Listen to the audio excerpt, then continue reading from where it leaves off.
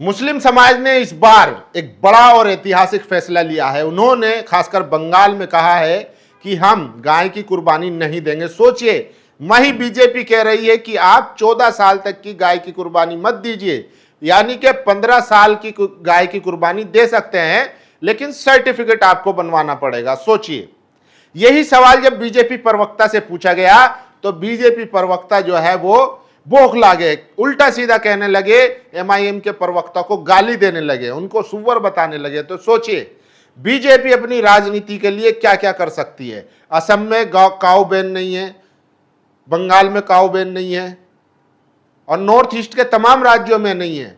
और आपको एक बीजेपी के सांसद की वो बात याद होगी जो कह रहे थे कि वो मिथुन गाय है और जर्सी गाय है, मिथुन गाय को घास खा सकते हैं, जर्सी गाय माता है।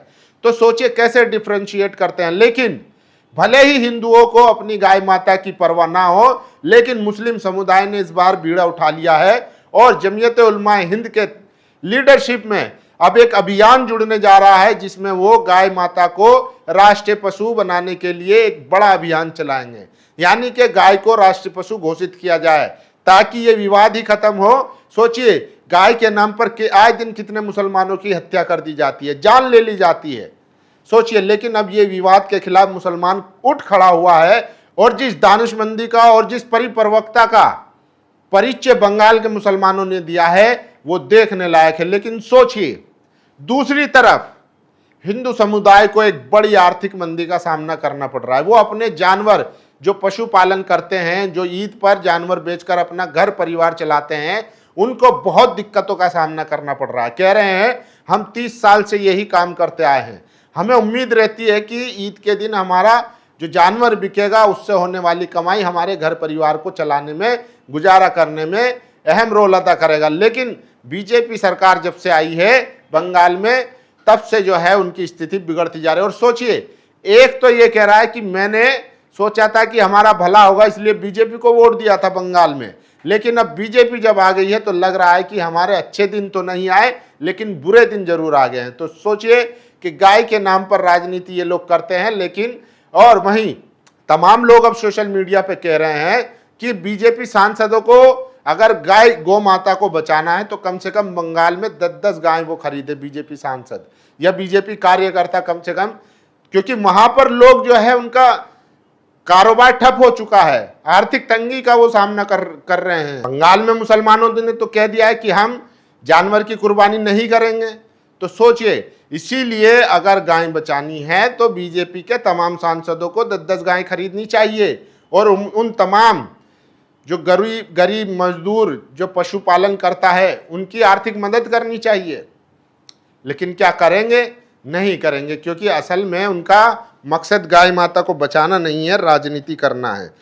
सोचिए, अब कलकत्ता हाई कोर्ट ने एक टिप्पणी की है, कहा है कि ईद पर गाय की कुर्बानी करना इस्लाम का एसेंशियल पार्ट नहीं है। सोचिए, तो अदालतें भी इसमें पूरी तरीके से सक्रिय हैं और अपने हिसाब से वो इस तरीके के जजमेंट दे रहे हैं। सबसे पहले ये खबर देखिए, बिहार के औरंगाबाद में एडमिनिस्ट्रेशन ने जो जानवर आए थे कुर्बानी के लिए उनको सील कर दिया है, जिसको लेकर वहां पर तनाव बढ़ता जा रहा है और लोग सड़कों पर उतर आई है। ये बिहार के औरंगाबाद की खबर है।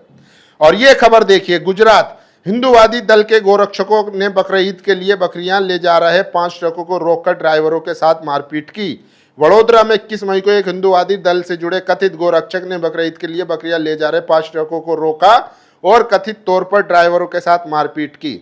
उस समय हंगामा मच गया जब गोरक्षकों ने ट्रकों को एक गौशाला ले जाने की कोशिश की और एमआईएम सदस्यों ने, जिनका नेतृत्व जुबैर पठान कर रहे थे, उनका सामना किया।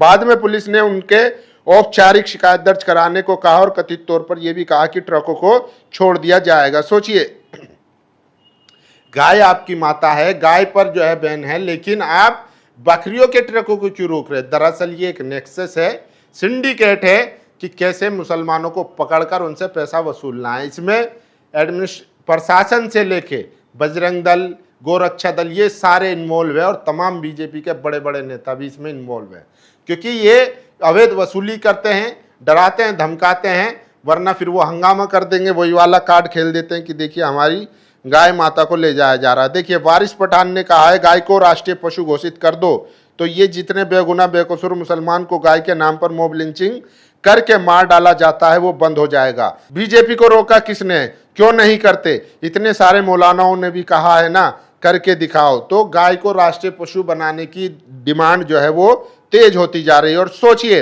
यह है MIM के नेता यामीन खान, इन्होंने कहा था कि हमें सड़क पर नमाज पढ़ने की इजाजत दीजिए, अब उल्टा इनके ऊपर FIR कर दी गई है। उत्तर प्रदेश अलीगढ़ में MIM के जिला अध्यक्ष यामीन खान पर FIR दर्ज हुई है। यामीन ने सड़क पर नमाज पढ़ने की परमिशन मांगी थी, तर्क दिया था कि सड़क पर देवी जागरण होता है और कांवड़ चलती है।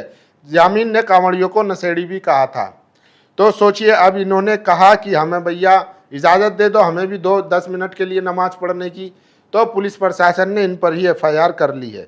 और सोचिए, मस्जिद जो है वो इस्लाम का ज़रूरी भाग नहीं है, हिजाब जो है वो इस्लाम का ज़रूरी भाग नहीं है, और ईद पर जानवर की कुर्बानी देना ये भी ईद का ज़रूरी भाग नहीं है। ये अदालतों की टिप्पणी है, supreme court, Karnataka high court और कलकत्ता हाई कोर्ट।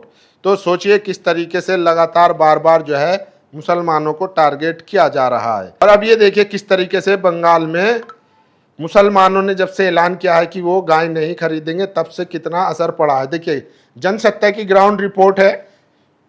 गोशपाड़ा में अपर्णा घोष कहती है कि 30 साल का व्यवसाय है, अगर ये छीन लिया गया तो हमें फांसी लगानी पड़ेगी। कुर्बानी के लिए बहुत खर्च किया है, लोग उन गायों को वापस लौटा रहे हैं। एक गाय पर 500 रुपये खर्च हो गए हैं, 10 लाख का कर्ज है। ये अपर्णा घोष का कहना है। सोचिए, इन्होंने लाखों का इन्वेस्ट किया इन पशुपालन में, और जब अब इनको बेचने की बारी आई तो सरकार ने इन पर बैन लगा दिया है।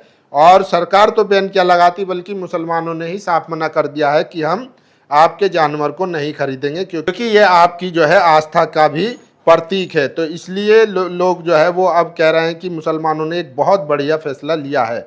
और सोचिए कैसे जो है, ये देखिए, बंगाल में कुर्बानी के लिए गाय बेचने आए हजारों हिंदू, फिर उनका रोना या ऐसे हताश निराश होना कई चीज़ें बताती है। ये बात जरूर है कि पूरे देश का मुसलमान अगर गाय से कुछ महीने भी दूर रहे, इसका असर देश की व्यवस्था पर साफ नजर आएगा।